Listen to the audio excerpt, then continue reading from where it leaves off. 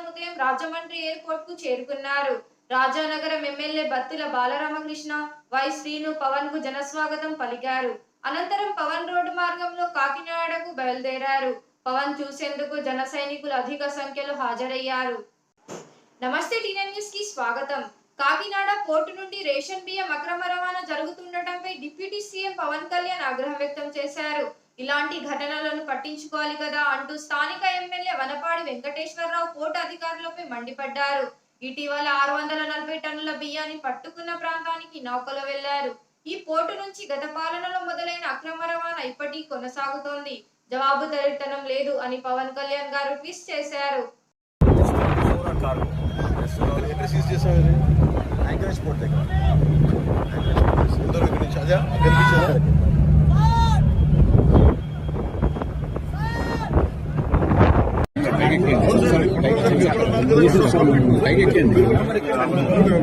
సింగిల్గా మాట్లాడుతున్నాం, కూర్చొని ఏం మాట్లాడడం అక్రమ రవాణా జరుగుతున్నాయమ్మా. మీరు కూడా కాకుంటే ఎట్లా?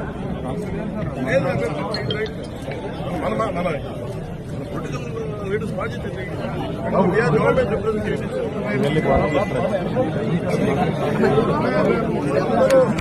ఫైట్ చేసింది, కొట్లాడింది అక్రమ రవాణా బియ్యం ఉన్నది. మరి అందరూ కూర్చొని మనం చూస్తూ ఉంటాం.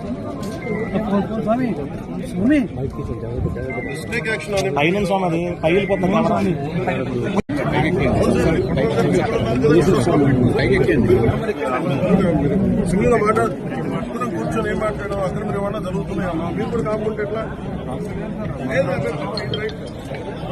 మన పొలిటికల్ లీడర్స్ బాధ్యత గవర్నమెంట్ రిప్రజెంటేటివ్స్